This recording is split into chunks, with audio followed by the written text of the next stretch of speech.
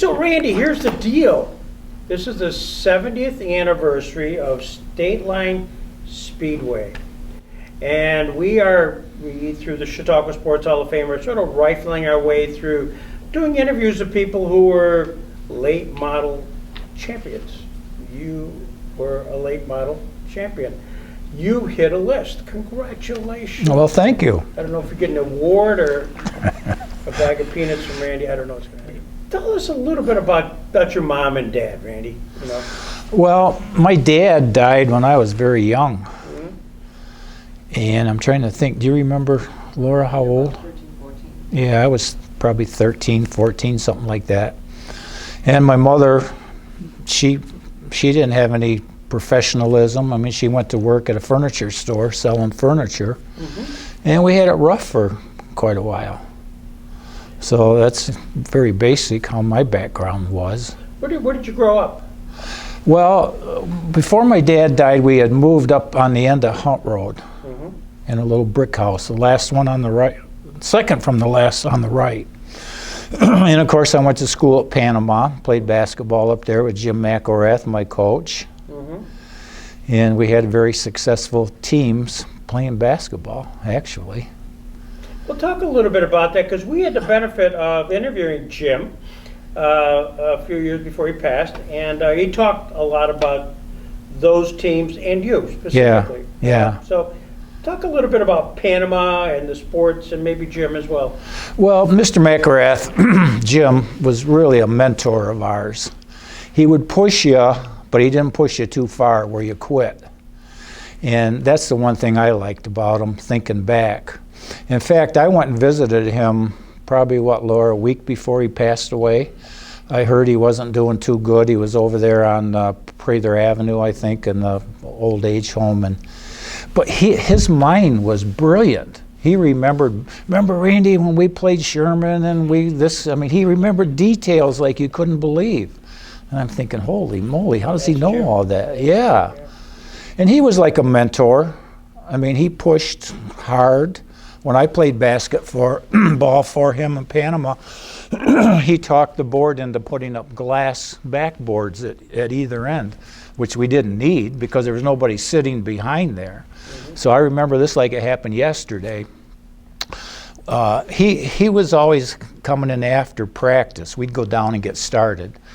And Errol Swanson and I were messing around dunking, and poof, like that, and the one backboard shattered into a million pieces. And Jim came in and he goes, all right, I know it was either, he used to call me Otander, or it was Swanson. And I go, well, it was me. Start running, he said.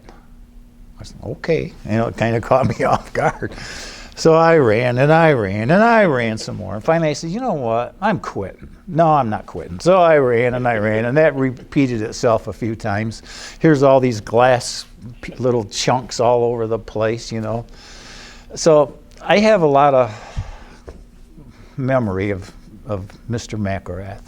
And he was not one to run the score up. We had a lot of good teams then in that era. And if he got ahead 10, 15 points, he'd put I call them bench warmers. That's probably not fair to say that, but he would put those guys into play. And, we had a lot of rivalries with Sherman and Forestville. The Muck boys over there were really good. Al, yeah, he beat us twice, and then we went to the odd, and we beat him. So, it was kind of bittersweet. But it was sad when I visited Jim. But his mind he's laying there. I mean, I can't even think about it without getting woozy. But his mind was brilliant. And he commented, remember, Randy, and we had the game against Sherman, you had all those points, and remember this game? And I didn't remember them, but he did, right to the T. So he was a mentor of mine for sure. So while at Panama, you're an athletic guy, so that wasn't the only sport you played. No, I played baseball. Al Barber was our baseball coach, and I think that was kind of it. I got into rodeo a little bit. Rodeo? Yeah. Tell me about that. Well, we had horses. Excuse me. We had horses when we were kids, And we went over to the Gary Rodeo one time and I watched them calf rope. And I said, I think I can do that. So I went and bought a lariat, Italian hemp, the top of the line, that. And I couldn't afford to practice on a calf, so we bought goats. Goats were like free compared to a calf. And I started practicing. So I ended up entering over to the Gary Rodeo. And believe it or not, I was still in high school, I think. Yeah, I was. And I got 2 fourth places over there. Paid like $50 or something. But that was a lot of money back in 1959 or 60, whenever it was. So anyhow, then there was controversy because I think it was Sherman where McElrath had the rivalry. He says that Otander kid is disqualified now for playing high school sports. He's telling Jim McElrath. This is what he means. He says technically he's a professional. So they tried to ban me from playing basketball because I'd won 2 fourth places, which paid maybe $50 or some stupid thing. But I guess technically I was a professional. My golly. And I did a lot of that too. We traveled a lot. I mean, all amateur, nothing pro, but Harmony Riders had horse shows regularly, and there was one over in Dewitteville that did, and we used to go to Fairview, Pennsylvania, Attica, New York once to a big one. So I was into the horse thing pretty good, calf roping. So did you have a farm? Did you grow up on a farm there? Well, yes and no. A little house that we lived on the end of Hunt Road had a barn out back, if you could call it that. It was falling down. And we had chickens, and we raised pheasants. And that's about it. My dad died young. Do you remember, Laura, how old was my dad? 40? Yeah, 40 in a month. I always told people he was 39. Laura and I we go to the cemetery every year. Yeah. She goes, he's not 40, he's 39 in a month. Or 40 in a month, excuse me. Yeah. So, did you have horses? Yeah. I had a horse that came out of Oklahoma. It was a well-trained quarter horse for calf roping. And that's how I got interested in doing the calf roping thing. That's phenomenal. So you have siblings. You have siblings. A brother. And Maury, right? Yeah. Mo raced at Stateline with me. He was in the sportsman class with the open wheels. And he was hell on wheels, pardon my... He was going to be leading the race no matter what happened, but one night over to Stateline, he ended up in turn 4 up in the bleachers. Got a little bit over speeding around the corner. But then he kind of got out of that, and then he was a good mechanic for our late model. And then we raced over there for quite a few years. We'll get to that in probably just a quick second. And then did you have a sister? Yes, Mary Beth. Mary Beth? Yeah. So you're in high school. We'll continue that kind of life arc. You graduate from high school what year? 61. Okay. And then where did you go from there? JCC, 2 years. Did you play ball there? Played baseball with Al Barber, was our coach down there also. Basketball? Played basketball for, one of my favorite guys to help me, George Batitis. Right. I love that guy. He used to come in and, come on, Bones, you got to jump a little higher, Bones. You got to run a little faster, Bones. He called me Bones because I was 6'6" and weighed about 150 or something. So he nicknamed me Bones. So how'd you guys do? We did pretty good. Yeah, we traveled a lot. I mean, when I say travel, Fredonia and places like that. And I played baseball for Al Barber. So, what was your principal position there in baseball? In Little League, I was a pitch one game and catch the next. And actually, speaking of Little League, there was a field over on Fluvanna Avenue, and I was a pitcher and a catcher. Pitch one game, catch the next. Believe it or not, and I find it hard to believe, I actually had a no-hit, no-run game. Perfect game. Perfect game, wow. Yeah. And I think Jim Roselli was broadcasting that night too, but I might be wrong on that. But wow. But that was a long time ago. Well, all of us were a long time ago. Yeah. And so that was JCC. Then from there, did you have any interest in going further? Well, yes and no. I had offers. I had guys call me, and they come from different parts. And I don't know, my mother now didn't have money, and I was kind of the senior replacing my dad. And I had a good job working with my cousin in the electronics business, and pretty soon he didn't like it anymore, so I bought him out. And then I got into business on my own, so therefore I didn't pursue college basketball. But getting back to Mr. McElrath, he took us down to his alma mater down in Pennsylvania somewhere. Maybe you guys would remember which one it was. College or high school? Maybe? College. Was it? Didn't you go to Grove City? Grove City, thank you, yeah. And we played in a tournament down there and did very well. I think we won the tournament, actually. And then he had a fellow, remember Gary Peters, the baseball pitcher? Sure. I met him down there. He was a roommate of Jim's. And he looks around, he said, "Where's Mac?" I said, "I don't know, he's not here." He said, "I got to tell you a story. He would drive me crazy. When we were seniors in college, we'd go out. Jim didn't drink, but we did. But he said the next morning in the dorm, he'd be out there, ba-boom, ba-da-boom, ba-da-boom.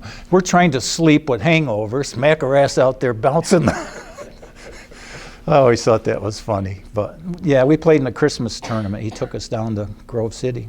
Yeah, well, Gary Peters turned out to be quite the baseball pitcher. Player with the White Sox, among others. Yeah, he was a pitcher, I think, wasn't he? Yeah. And he's the one that kind of told us some of these stories. But, I mean, that was meaningless to me back then, his name, I mean, as far as being a professional athlete.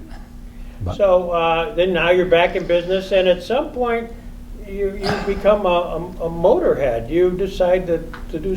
Well, I'll tell you that story if you got a couple minutes. We got time. We were over to Stateline one night, sitting up in the stands, probably drinking beer, I would guess. And they had the hooligan class, you remember that? And we're sitting there, and my brother was there, another guy, and I said, well, I think we could do that. That doesn't look so complicated. Of course, we were drinking beer there. So anyhow, we decided we were going to get into the racing business. So we had a 55 Chevy that was a piece of junk, all rusted out. We didn't have any, to build the roll cage, we would heat it with a blowtorch, and then we run to a tree that had a crotch, and we would bend it. And then we run back to the car and try to fit it. And I mean, that's how it went on from there, actually. And then, actually, we didn't do very good with that. But I'll tell you, the first race I was in, after we built this hooligan, I'm sitting in the car and I'm nervous like this, getting ready to pull up onto the track, and a friend of mine come over, and Billy, what was Billy's last name? I can't remember. He goes, "Randy," he says, "where are you going to be after the first lap?" I said, "Well, I hope I'm in the lead."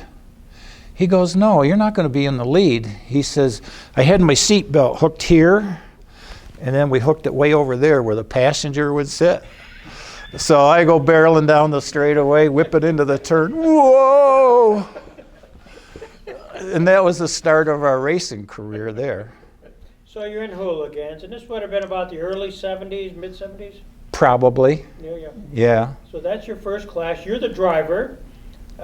Did Maury have a car also, or did he just... Yeah, he actually had it was actually my car was a Sportsman, an open-wheeled car. But he, like I told you, he was crazy. I mean, he was going to win. He didn't care if he had to push somebody out of the way. I mean, he had more people coming over in the pits after. Should have had boxing gloves. I mean, he was crazy. And finally, he decided, well, I guess this isn't for me, he said. So did you race against each other at any point? No. So he's in the hooligans, and you're in the kind of the cadet? Well, I was in the cadets. Yeah, we worked our way up through there, and that was a goofy thing. Leonard Briggs had a thing there. If you won 3 races in a row, you had to sell your car for, what was it, Randy, $200 or something stupid like that. So we were doing really good. We'd win 2, and then I'd have to lay back. And Jerry Christensen one night, he was running second, and I pulled over, and he goes by. He wins the race. He comes over, "You SOB." I said, "What are you talking about? You won the race." "That's not, you could have won that race." I said, "Yeah, probably, but I didn't want to sell the car for $200. I probably had 15 grand or more in it." So that was kind of and then we stepped on up to, Ronnie Blackmer was a good friend of mine. Bobby Snars was a good friend. And they kind of encouraged me to, well, why don't you get up into the late models? And it was a rough go for a while. So what kind of car did you use when you first got into the late models? Always Chevy products, because the parts were pretty reasonable to rebuild and replace, and yeah. So what was your number? 0. 0. For Otander. Yeah. What number was Maury? Do you remember? Oh, gosh, what was he? I honestly don't remember. It might have been 0. I think it was 0 also. Yeah, thank you. Just in a different class. Yeah, open wheels. But he was a crazy man, I'm telling you. He crashed one night. I shouldn't even be telling you this story. Oh, go ahead. And he and his wife weren't getting along good at all. In fact, they had separated. So he was laid up. He hurt his back. So we raced that night, and I said, well, we got to go over and tease Mo. I think he's hurting over to his house over there. So we went over, and Diane, his wife, had hired a truck. Everything was gone, but the bed he was laying in. And, well, I take that back. There was a nightstand next to the bed with a pistol laying on it. I said, Mo, where the hell did all your furniture go? That rat Fink, she came in here with a truck. I couldn't move. I wanted to get out of bed, and I couldn't. My back was killing me. So after the races, we come over, every night, when he was there. He said, how'd you guys do? I said, well, I don't remember, second, third, maybe, something like that. God damn it, he says, he was cussing and swear, I can't move. I can't even wiggle my fingers, he said. I said, well, what was it like when Diane came in? I guess I'll take this. Yep, I want this. This is pretty nice. So he got cleaned out. Oh, my God. Didn't see that coming. Is that where the rent-to-own business started? No. That could have been a good segue, yeah. Perfect. So you are now at the encouragement of others to go into the late models. And this would have been late 70s, would you? The late model 70s, I think. Probably. I'll give you some clues here. This is Randy Anderson, because Randy knows everything. Yeah, I know he does. And he said, this is what he said about you. I think he started racing in hooligans in the early 70s. He won 8 hooligan races and Stateline track title in 74. He won 5 cadet races and Stateline track title in 75. Then he started racing late models in 76, won 3 races and the Stateline title in 1981, and I think he retired after that season. This is what Randy's telling me about you. Yeah, that's accurate, I'm sure. Yeah. We always ran good in the late model, but we didn't have some of the equipment that Plyler had and some of those guys. I mean, we didn't have the finances to do that. But it seemed like, maybe I'm wrong here, just reading this bio, that you had great successes in hooligans and won the title in 74 and just decided to step up. And then you get into cadets and you start winning, and you won the track title in 75 and decided to step up. Is that kind of... Well, there was a lot more competition in the late model, the drivers, the skill. Okay. I mean, Ronnie Blackmer was a very good friend of mine.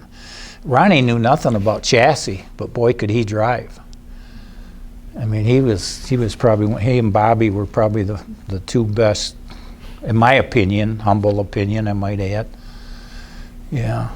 As you were racing now in the late models, and the competition is much stiffer, yeah. At the time, that's the competition on the track, and then off the track, there's the ownership structure, and you talked about Leonard Briggs, and did Franz Siemens become part of that ownership? No. So with Briggs and Let's see, who was... Franks and... Donnie Frank and his brother, Jerry. And they had who was the 4th? Lloyd Williams, yes, thank you. He was the announcer also. So those 4 guys were the owners of the... Did you have any it seemed like Leonard Briggs was sort of the quarterback who ran the track activity and was the Yeah. disciplinarian and did all that stuff. Yeah. Did you have any interaction with him? Yeah, he ended up being a TV customer of mine. Was that right? Yeah, and he was okay. I liked him, but he was firm, boy. If you had a piece of sheet metal that wasn't just right or something, he'd nitpick you, but he'd never make you fix it. He'd just point it out and say, "Hey, you did this wrong." And I don't know. I liked Leonard a lot. This is a vague memory of mine because I was not as deep as into it as like Randy Anderson. But I remember at some point during the mid-'70s there was a hooligan that was set on fire. A hooligan car that was set on fire in the pits. And that caused a lot of kerfuffle. Do you remember anything about that at all? Jeez, I don't. Yeah. I don't doubt that it happened, though, but I don't remember. And I think the Stankos may have been Ronnie? implicated Yeah. in Yeah. that process. Yeah. Before we get into the late models, because the hooligans, these are guys taking cars off the lot, just like you said, in the pasture, put it together. Do you remember any funny stories, anything to say, Greg, you're not going to believe this happened, with that car or these drivers or anything like that? Geez, offhand, I can't, but I'm sure there was some. I just remember sitting up in the stands watching these guys go, and I thought, hell, we can do that. Of course, we were drinking beer. I didn't know a race car from a turtle. It was just something that kind of got in your blood, and you pursued it and did the best you could and learned a lot. I had a lot of good friends, like I say, Ronnie Blackmer. Ronnie wasn't a real good chassis guy, but boy, he could drive. Yeah. The Gary Forsberg that did Snars's car, he took me under his wing quite a lot. Laura, you remember his wife, Forsberg, Jane, I think it was. Yeah, very nice people. Yep. And he shared a lot of stuff. Bobby ran a triple disc clutch for years. Nobody even knew what the hell that was. Sure. But it was a big advantage for, you accelerate and the engine comes up to high RPM and then you let off it and it drops quicker and the rest of us are, whoa, slow down. But Bobby, he was a really good person. But most all of the guys were. I can't, if you asked me to name one I didn't like, I really don't think I could. Well, let me just name a few, just in case you can think about it. This is the 1981 late model feature winners, of which you were the track champion. So here's just some of the names. Dave Turner, Dave Hess, Dick Litz, Skip Furlow, Bud Erickson, Steve Halpenny, Jim Polaro. Jim Polaro, he must have been racing forever. Keith Clark, Ron Davies, Miles Stitzinger, yeah. Do any of those names kind of jump out at you as Not really. I raced against all of them. Jay Plyler was probably one of the perfectionists as far as keeping his car. The car looked like something came off a showroom floor at every race. And most of the guys that were running well kept their equipment up. You had to be competitive. But for looks, Jay Plyler was, in my opinion, probably the king of the hill. So you drove late models really kind of like 1976 through kind of, let's say, 81, so 5 or 6 years. What did your team consist of? Who was your... Well, my brother, finally, after he got his back healed up... He got his furniture back. Another wife. But Mo was really good with suspension.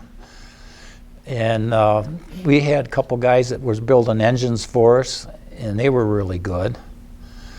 But most of it was just trial and error. We go out and the car pushed, and you made some adjustments, and then it was loose, and you just kept searching for that right key, I guess. But I was never, at least maybe I stand corrected, I was never an aggressive person. Bobby Snars was probably one of the best. Wouldn't you say, Randy? He wouldn't push you or shove you out of the way. I remember Dick Litz one night pushing me down the front straightaway. I think, holy moly, I'm not going to make the turn. Right up over the fence I go. And he comes over after, oh, geez, I'm sorry, Otander. My brakes weren't working good, he says. God, gas pedal was. Yeah, gas pedal was, thank you. So there was a lot of little things like that, but all those guys were, most of them really, really nice. I remember one time Floyd Finale, he was mad at me for something, and Floyd come over, you know, Otander, he says, you got a foot this big and a brain that big, he said. I think we beat him for the win or something in the heat. I think that was a heat race, actually. But you've got a foot this big and a brain this big. This is comedy hour. Yeah.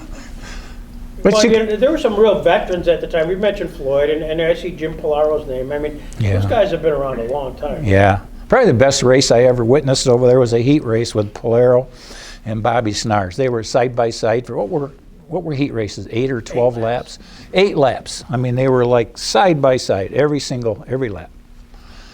And I mean, that's skill. I mean, Did you find that when you were racing out there, of course, it's emotional, it's competitive, and when you get back in the pits, occasionally we've heard stories that, at least in the old days, people would like to exercise their post-race emotions on other teams. Did that ever happen with your team? if it did, and it probably did, I don't remember. I don't remember somebody coming over. I do remember that what I just told you about, this brain is this big and this foot is that big. And I don't even remember the incident. But, you know, there's always, I mean, if you watch NASCAR racing today, holy moly, those guys are crazy at 200 miles an hour. They're bang, bang, bang. But to answer your question, I don't think so. But I'm probably missing something. So if there had happened, who would be the enforcer on your team? Your brother? Probably. He used to complain about drivers sometimes pushing or shoving or sliding you out. I said, well, hey, if it was reversed, I probably would have done the same thing to what the guy did to me. I mean, you just can't take it personal. You know, one of the things that Randy Anderson commented that about you was the fact that in 1981 you won the track championship. That's why you're here with us today. But that you only won one race during that year, and yet you were consistent the whole year. Yeah, we finished. Piling up points. Yeah, we finished well. The car was well maintained. And I think Randy could tell you, for looks, it's probably Plyler would probably be, my opinion, the first nice looking car, and we had to be right up in the top 3 or 5. Timmy Barron was our body man, paint man, and yeah, it was fun, I guess. Well, you talk about it was fun, I guess, but it seems like you may have retired right after you won the championship. We did, and the business was starting to grow now, House of Television, and we got into the rental thing. And I just said to the guys, look, we're up on top, and I don't remember where the banquet was, maybe over to Peak and Peak or something like that, and I just announced that we're done. So, and the main reason was not that I lost my love for the sport, but I needed to devote more time to the growing business. And that's pretty much how it ended, but I don't regret it. Talk about your business. How did you get into what we all know you as part of that rent-to-own business, the House of Television? Yeah. Well, I can tell you quickly, because I'm very familiar with that. We started out selling Zenith TV sets, and I was a tech. And my cousin actually owned the business. Was this up on Hunt Road for original? No, that was a parts supplier up there. Okay. Yeah. So Jack Magnus and I were partners. Well, he was a drinker. And it didn't sit well with me because we were partners. I was doing the work. He was collecting half of the profits. So finally one day we had a talk. He goes, Randy, he said, I'll sell out to you. He said, I want to move to Florida anyhow. So I ended up with the business. And we had Zenith, we had RCA, and I think we had Motorola that we sold. And we serviced, and we did good at that. And Zenith was our number one brand. And I remember one time the factory took us over to Castle Harbor over in, where was it, Laura? I'm trying to think what the name of the, doesn't matter. It was an island that a lot of money people were there and stuff. And I got to talking to this guy from Erie, and he says, "You ever thought about renting TV sets?" I said, "No, who would rent a TV set?" He said, "Well, he was from Erie, this guy, and he said, we're gonna experiment. We're gonna get into it."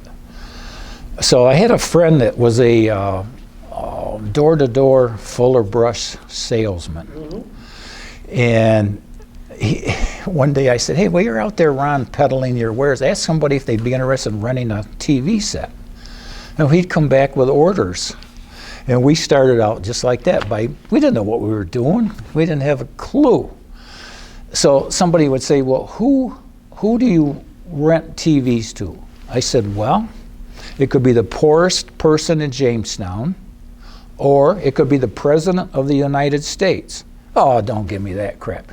And I said, no, it's true. When Bill Clinton came to Chautauqua several years ago, and he had all these rowdy prison guards or security guys, and they rented a whole bunch of places up to Chautauqua. Well, they needed microwaves, they needed TVs, they needed stereos and all kinds of stuff. And we were up there, I was up there personally, and my guys were up there bringing all this stuff in, and Hillary was there. Oh gosh, was she a grouch. She was, "You get over there, and you go here, and you go there." So anyhow, I just fell into that. But we quickly ran out of money, because when we rented an item, we didn't get paid back for 18 months.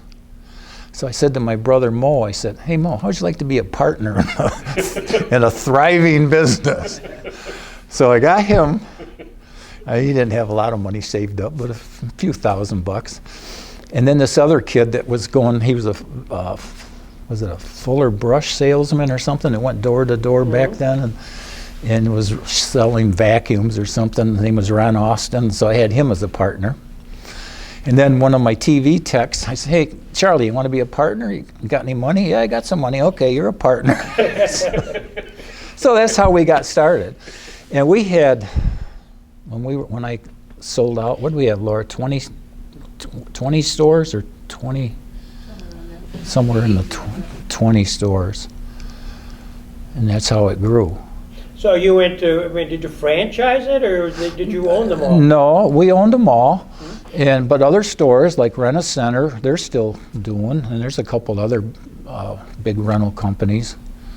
But we never dreamed how, and then we ran out of money. Holy moly, because like I say, a TV set back then could be $600-700, and the formula was 1/18 would be the monthly payment. So we ran out of money, and then we would have to go and beg the banks, and then pretty soon we got hooked up with a commercial lender, then that's when we really took off. So then the racing was kind of gone, because we had to make a living. Yeah. So you had 20 now. What was your geography? Well, we had stores. Let's see, I was thinking about it the other day. We were down into Pennsylvania. We had, where was Bob Geisler from? He was from Bradford. We had 2 stores there. St. Mary's, we had Wellesley. Yeah, Arcade. 2 stores in Jamestown, Warren, Gowanda. I'm missing a couple here. Olean, we had stores there. Corey, thank you. She knows better than I do where I had my own store. I figured out who was keeping the books. Yeah. Yeah, we had, I used to call them headaches, but they really weren't. And my story about renting from everybody to a poor person to the President of the United States, that is true, very true. Bill was nice, but Hillary was kind of a grouchy. So what some point though, did somebody come forward and say, "We like what your model is," and buy you out? Is that what happened? Yeah, exactly. There was a guy over in Erie, Bill Morgenstern. He had Rentway, I think his business was called. And we met in the hotel over here in Jamestown, and I don't remember what he was willing to pay, but I said, "Nah, I think I'll hang on to it for a while." And then we ended up, I had a key employee. He was like a district manager, and he had a uncle or something in Texas, didn't he, Laura, that had the financing. And I think that's when we sold, wasn't it? The Texas guy had all kinds of money, or had access to all kinds of money. But and you know, it was sad because Kane Brink took it over, and I'll bet in 2 years he ruined it. He ruined it. He started spending more money than what he was bringing in, and that's upside down way to run a business. Doesn't work. And a lot of my key employees were still there. Well, then we had two that I wanted them to keep into this business, and Laura and I bankrolled. Who was it? It was Matt Radecki and Chris Sabat. No, yeah, it was Chris Fiegel. Yeah. So we bankrolled those two guys and got them going, and now they have 6 or 8 stores, I think. Yeah. Do you miss it? No. But you got to have something to replace that. I mean, we were working, my brother and I sometimes were working 7 days a week. I remember one day we had a little store over on end of West 3rd Street in Jamestown. And Sunday we'd clean up rental returns. And we were working on this refrigerator, and these cockroaches come out.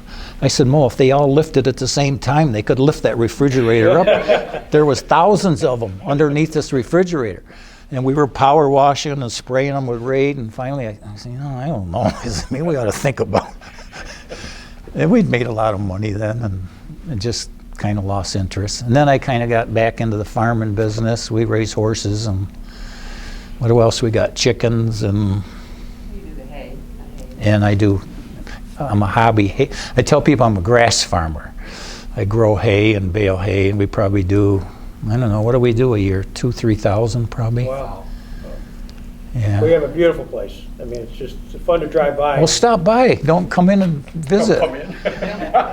Oh, I mean, don't drive by. Stop and come in and visit. Normally I see, 10 o'clock is always a break time. Laura, I see your husband, usually Saturday mornings having breakfast at Asheville General. Yeah. Yeah, Feeding the help, feeding the help. yeah, and then at 10 o'clock we have another break. Except for haying season, then you work. Yeah. Well, it's very, very impressive. You're impressive. This has been one of the more funny things I've ever heard. Randy, you have a question?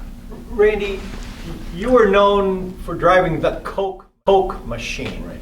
Yeah. How did you secure that Coke sponsorship? Oh, okay. Was it local, district, national? Yeah, I'll explain. Because that was a big deal when you showed up with that Coke car. Yeah, and that thing was perfect, wasn't it? Yeah. Timmy. Okay, a friend of mine was a manager at Super Duper. His name was Howard Faulkner. Does that name ring a bell by any chance? And then they had a store, I think, in Erie, and then we had the old Super Duper here in, was it Jamestown or Lakewood? I can't remember. Well, anyhow, Howard was an avid race fan. He used to come and hang around the shop at night while we were working on the cars. And he said, Joe Minow is the owner of the Coca-Cola distributorship over in Erie. He said, I think I'll go ask him if he'd be interested in sponsoring your Coke machine. We call it the Coke machine. Okay, why not? So I don't remember what kind of a deal we had with him. I don't remember. It was a few $1,000, very generous. And we could buy better parts and be more competitive and so on. So that's how it became the Coke machine, thanks to Joe Minow from Erie. Your late model car,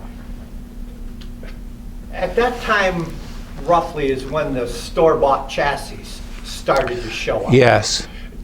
Can you expound on that sequence of, from the home-built cars to the store-bought cars? Yeah. And where did you fit into that? Okay.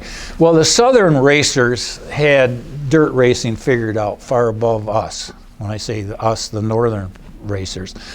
We used to go to Daytona every year. In fact, believe it or not, Norm Whitney was good friends with Richard Petty. And we had an inn there with Richard and stuff. But anyhow, he used to call me what do you call me, Stretch, or he had a name for it. He said, you got to get a store-bought chassis, he said, if you're going to compete with some of these guys. Well, we looked at a lot of them, and we ended up buying a Clayton Peterson. And he had a lot of unique firsts. He had upside-down shocks, which reduced unsprung weight, which a lot of this is technical, and I really didn't understand it. But if the guy that knows tells you to do it, you do it. And we bought a chassis down there from them. And they started using the coilovers and not leaf springs anymore in the back. You had coil springs in the back, but it became very technical. I mean, we'd have to measure all four corners. We had scales. You drive the car up onto the scale. Okay, you need 82 pounds here and 200 back. I mean, it was way over my head. Not to mention what the expense became. But that was an awful fast car. Where was Clayton Peterson chassis located? It was we bought it in Daytona, Florida, but I can't promise you that's where they were built. He might have been a vendor there at the time. And they had, during race week down there, they had all these chassis guys come in and sell their wares. And so were you on the phone during the season talking to Clayton Peterson? Yeah, for setup, and if the car was pushing or something, or the rear end was sliding out or something, we'd call him and bingo, he'd fix it just like that. But we learned after a while, and one of the things he said, you got to buy scales. You got to have that thing on scales. So they had portable scales available, and we did get a set of those. And did you ever have a store-bought engine, Randy, or no. Were you guys still building your own? Well, we weren't building our own. Let me see. I had a guy down in Randolph that built engines for me. Why can't I think of their names? I don't know. But he built a short block for me. So we go down and pick up the short block, put it on the stand. He had 4 pistons in backwards. I said, we don't want this guy anymore. But who the heck was the other guy? Geez, I know his name like I know my own. Anyhow, he built engines for us. What the heck was his name? It'll come to me probably when Laura and I are leaving. But he built engines and was a good engine builder. And I mean, we didn't have anything really super exotic or high priced or anything, but we were middle of the road probably for engines. So what did you do with your championship car from 1981? We sold it. To who? My brother probably could tell you. I honestly don't remember. But it was. Are you still interested in racing, Randy? Do you get up to the racetrack much? No, I don't. I just kind of got so involved growing the business. Laura could tell you we were working 10, 12 hours a day, and come Saturday or Sunday, I was beat. So no, to answer that was no. But I kind of miss it. I still watch it on TV on Sunday, you know, the NASCAR boys. Well, Randy, you and I first sort of connected over street cars. You were sort of into Corvettes for a while. Yeah. You remember that? Yeah, I do. I know you, we talked a lot about Corvettes. I was looking about maybe to buy one. And you were always concerned whether the Corvette would fit you. I know that was always a challenge to get the Corvette to fit you. Yeah. Are you sort of away from all that, or did that all go away when the business? Well, I don't know exactly. Time to play with those. I don't remember exactly when it went away, but I remember one time, I think, Laura, you and I were up visiting Bridget or something, and we had the Corvette. I said, I hit a bump and my head is bouncing off the roof, and geez, my shoulders are. So we went over to, remember the Lexus dealer? And we swapped the Corvette for a Lexus where I had some headroom and leg room. And Well, you are a big guy. You know, we had Dave and Jim Armbruster here yesterday. Big guys. And Maury's a big guy. Just the challenge of getting in and out of a car. I mean, did you have to adjust? Well, needless to say, the seat is way back. Yeah. And I think when we designed the roll cage on the side, that might have been out a little bit for elbow room. And there wasn't much headroom, I remember, if you hit a bump good or somebody hit you or you hit somebody or blink your head would hit, but with a helmet it wasn't. So I guess the answer would be yes. So 1981, you kind of walk away from it all. Was there a sense that you wanted to accomplish that championship, to be a winner? I mean, was that a goal at some point? I think so. Yeah, I really do. I mean, that was the same scenario we had when we got rid of the little cadet car. Was, hey, we won a lot, could have won more if Lenny didn't have you only could win 2, then you had to lay back and let somebody else win. I think if you won that third one, Randy, you probably could correct me, you had to buy it for what, $200-300, some stupid Sell low. the car, and then I think you had to move up a class. Yeah, I think you're right. Yeah. You know, it reminds me of horse racing. You know, they have claiming races. You know, claim where you can literally, if you win, there's a certain price tag that you have to sell the horse. Yeah. I've never heard it in the race car business, but that's I amazing. almost think, did they have that? Yes. I thought they did, yeah. Holy cow. Did you race also at Erie's? Was that a Yeah. state line? Yeah, we raced both. Did you race anything beyond those two? We did go to a couple tracks. I can't remember right now but we never did any good at the other tracks. When you were racing late model, did you also race another class that, you know, some of those drivers were doing? Yeah, no, we just focused on and a lot of my time then was growing the business too. So the racing became less and the business became more. And I almost think we got out at the right time. You knew you were coming here today. Laura reminded you that you were coming here today. And as you're coming down, was there a question you thought that Greg or Randy may ask about your time as a racer that we haven't asked? There's that. No, not really. I know Randy's a guru on racing, and he wouldn't ask stupid questions like, what'd you use for gas or what kind of antifreeze? I knew it would. Mike, give him time. No. I see Tim occasionally also at the Asheville General Store. That's clearly, so he was your paint guy and Timmy Barron. Tim Barron, yeah. Yeah. Yeah. He's a perfectionist. He's almost too much of a perfectionist. I mean, he's so worried that something doesn't look right or doesn't do right. And I have him do some signs at the farm once in a while. We had an old antique wagon up by the road, and we refurbished it, and he made up a new sign that says halfway farm. And he said, I don't like it. He said, I'm going to redo it. I said, no, you're not. It's perfect.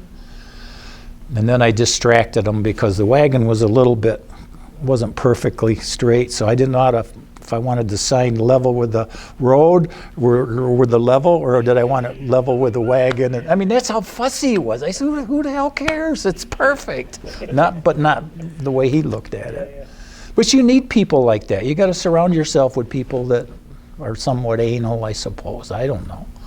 I never was that way. Well, me neither, but I've got Sweeney and Anderson. That helps me get through all that. Randy, we were just talking about your participation as a member of the Reed Sailors, and it was a YMCA league. And what was that? It was sort of like it was well documented. Yeah, they had a lot of good teams. I wish I could remember some of the names and actually, I don't even think I could remember the team that I was on, but there was a lot of good teams in that. George Banks, was that one of the guys? Yeah. And it was kind of like always on the Post-Journal. It was a big deal. Some of the Woodfield boys from Bemis Yep. were excellent basketball players. And there were others too. But that was many, many years ago. Well, you were doing that during the off season, and was this kind of high school, college time period where you play those sports? Well, they had a regular rec league going Rec league, in yeah. the city, yeah. And we played like 1 or 2 games a week, if I remember correctly. Ernie Schuyler played on our team, and can't think of some of the other names, but I enjoyed that. I mean, it was fun. and a lot of good talent. Woodfield boys from Bemis and some of the others played also. So that's, you played basketball, that was a rec league. Did you also play softball? There was rec leagues in Jamestown and stuff like that. Yeah. Did you play? I did, and I'm trying to think one year, I almost think at the stadium when that fast pitcher was Eddie Feiner, yeah, he was there. But Adamsack was probably the fastest I ever batted against. I mean, you just had to hold your bat out in front of him, and if it hit the bat, the ball was going to go. There was a lot of talent there. Did you play with, I'm thinking out in your neck of the woods, Green Brothers had a team. Were you part of that? Or? No, I do remember that they're sponsoring a team, Yeah, but yeah. no, it might have been younger, maybe. So what team did you play at? Do you remember that at all? Jeez, I should remember. At the moment, I can't. I can't remember who sponsored us. Well, you had the benefit of being struck out by Jim Adamsack. Yep. That puts you in a class of a million. He was unbelievable. I mean, and we watched the Eddie Feiner when he came to town, Right. and he would strike guys out like crazy, but I think Adamsack was every bit as good. Right. Bob Winterburn was a good friend of mine. We played in that rec league, and Bob was a good pitcher. Mhm. Ronnie Fretters, good pitcher. Right. And I had the luxury of being in that era and played against, in some cases played with them. What position was your position of choice? First base, Mhm. yeah, Had nothing to do with your size. probably not. But I enjoyed it. I had a good for basketball and baseball. I played Little League. Did I ever tell you one time I was given credit for a no-hit, no-run? We talked about that earlier. Perfect game, yeah. That was in Little League. I don't know. Rec League was fun. Did people keep, did they have people have scrapbooks of you? I mean, did your mom keep track of them, or did you? Yes and no. My ex-wife had the scrapbook, but when we parted company, that went in the fire. Okay. But it had a lot of pictures, and when I played JCC, we had fairly good teams with George Batitis, and there was write-ups in there. And so yes, but unfortunately, I don't have any of that anymore. Do you remember any movies of you, ever seeing anybody take home movies, especially of racing? Was that something that, Not to my recollection, no. I know people used to, at Stateline, they would record when we were racing, or people were racing, yeah. yeah. You mentioned the name Ernie Schuyler, and you also mentioned just briefly an incident that occurred in Lakewood, New York, in front of somebody's house who's interviewing you right now. Well, Ernie and I had a passion for duck hunting, and we invented this float. This thing would float when we weren't in it, and then when we got in it, we'd lower pipes down with set screws. So we'd sit out there, and when these ducks would fly over, it was an average of 8 shots to get one duck. Ernie and I calculated that one morning. So he says, "Don't you think the guys that live up here are probably mad at us?" I go, "Yeah, probably." But it was legal. You could, I mean, if it was reversed, if I was living and had to listen to these idiots out there at 5:30 in the morning, pow, pow, pow, I'd be upset too. I'm sure we woke you up and a lot of other people. And we kept track. When I said it took us about 8 shots to get one duck, that's what it was. And they were, you know why we quit finally? They were horrible to eat. And I wasn't going to waste them. Wasn't going to take a beautiful bird and fling them in the bushes or something. My grandmother cooked them. She tried everything. Steamed them, put them on charcoal, cooked them in the oven, cooked them in the frying pan with other stuff. But so that was the end of our duck hunting career. But Ernie was a really good friend of mine. And he played on our basketball team too. He should have been a football player. He was huge. This is the Schuyler of Schuyler. Kitchen up there, Kitchen. yeah. Yeah. Yeah. Well, for those watching the video, I'll probably separately tap on the Great Lakewood Duck Hunt so you can see Randy and Ernie in action. And an angry homeowner down on the beach shaking his fist. No, we never got that far. We just put it on video and sent it to all the neighbors.